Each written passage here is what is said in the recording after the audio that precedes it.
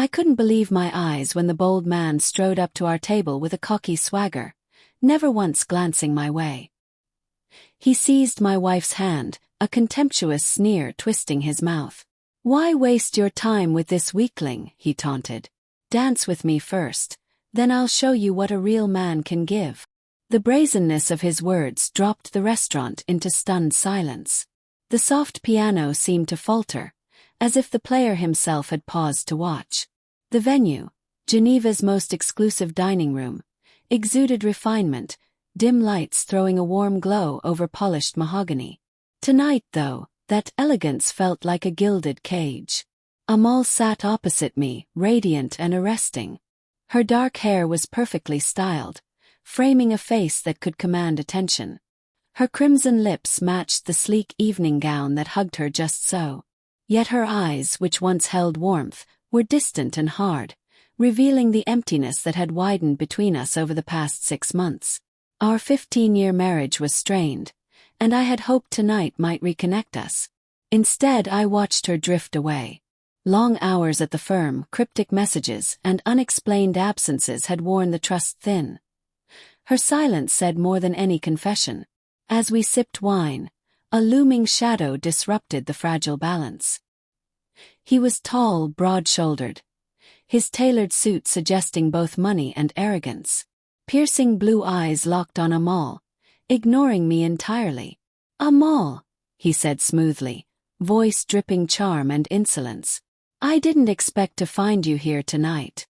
Her wine glass froze midair, a tremor betraying surprise. Her gaze flicked between him and me before she spoke. "Lucas," she stammered, her tone revealing more than she meant. "What are you doing here?" "Just enjoying the city," he replied with a smirk. To my shock, he reached for her hand, his touch lingering with an arrogance that set my blood aflame. "Why stay with him?" Lucas sneered, nodding toward me. "Dance with me first, and then I'll show you what you're missing." The audacity, the contempt, was unbearable. My chair scraped as I stood. Every muscle coiled like a predator. "You have 3 seconds to let go of her hand," I said evenly, my voice calm but threaded with menace. Lucas smirked, meeting my stare with defiance. "And if I don't?" The next moments blurred. With a quick, precise move, I seized his hand and twisted. The sickening crunch of bone echoed through the hushed room, followed by Lucas's scream. He collapsed, clutching his broken hand, while gasps rippled among the diners. Amal's sharp intake of breath cut through the chaos. Shock and fear painted her face, her crimson lips trembling as she gripped my arm. "Magnus, what are you doing?" she hissed, voice shaking. I ignored her and crouched to meet Lucas's pain-filled eyes. My voice dropped to a low, cold whisper. "You made a mistake tonight," I said, offering no sympathy. "And I'll make sure you never forget it." Despite his agony, his glare stayed venomous. "You'll regret this," he spat through clenched teeth. Straightening, I turned to Amal, who sat frozen, pale and uncertain. "Let's go," I said, my tone flat. She hesitated, her eyes darting between us. "Now," I snapped, leaving no room for argument. Reluctantly she rose. Her heels clicked on the polished floor as we left. Behind us, murmurs swelled into a hum of speculation. The restaurant's atmosphere was changed forever by the scene. The drive home was a suffocating silence. Amal sat rigid in the passenger seat, hands folded tightly in her lap, her mind racing. I could see it in the way her eyes searched for an explanation. Once in the driveway, I cut the engine and turned to her, voice hard and uncompromising. "Talk," I demanded. Her composed mask cracked, her gaze dropped to her hands. "Magnus, I don't know what you want me to say," she whispered. "The truth," I said, leaning in. "Who is he?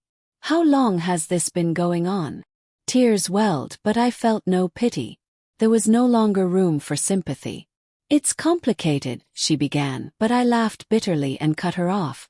"Complicated," echoed. "Let me simplify it. Either you tell me everything now, or I'll find out myself. And trust me, you won't like how that plays out." Her shoulders sagged as the weight of what lay ahead settled over her. The fight drained from her as a broken sigh slipped past her lips. 6 months, she confessed, her voice barely above a whisper. It began 6 months ago. The admission struck me like a punch, though I had braced for it. Still, as her words lingered in the air, they carried the weight of betrayal, and a chapter of my life began to unravel. I had suspected it for a long time. The deceit simmered beneath the surface, waiting for certainty. I drew in a long, steady breath, forcing myself to hold composure. And tonight, what was it meant to be? I asked, my voice eerily calm, though the fury beneath was clear. A spectacle to humiliate me, to throw this in my face before everyone. No, Amal wept, her voice breaking, tears threatening to fall. Magnus, I didn't know he would be there. I swear I didn't. Stop lying, I cut her off, my tone slicing through her excuses. I saw how you looked at him, the way you froze when he spoke your name. Don't insult my intelligence, you knew. She buried her face in her hands, sobs muffled yet cutting. I stared straight ahead, my thoughts spinning, anger at the forefront. But beneath the rage lived something colder, the need for answers. Answers would bring clarity, and clarity would give me a plan. The following morning I sat in my office. The vast Geneva skyline stretched before me, though its beauty was wasted on my cold focus. Betrayal coursed like venom through my veins, but I refused to let it consume me. If Amal and Lucas thought they could deceive me without consequence, they were gravely mistaken. I began with Lucas. A simple online search peeled back the polished mask. His social media flaunted luxury cars, jets, and designer suits, a display of wealth.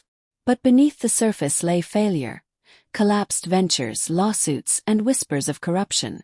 Lucas was not untouchable. He was already on the brink of collapse. I reached out to my network of discreet, capable contacts, people who thrived on exposing buried truths. The wheels began to turn. Within hours, I held a damning dossier on Lucas. Bank records revealed unpaid debts, reckless investments, and accounts barely covering his extravagance. His fortune was a fragile house of cards, one I was prepared to topple. Next I turned to Amal. While she carried on her charade of normalcy, I quietly collected undeniable proof of her disloyalty. Emails, text threads, and photos of her with Lucas filled a secure folder. This was not only revenge, it was leverage.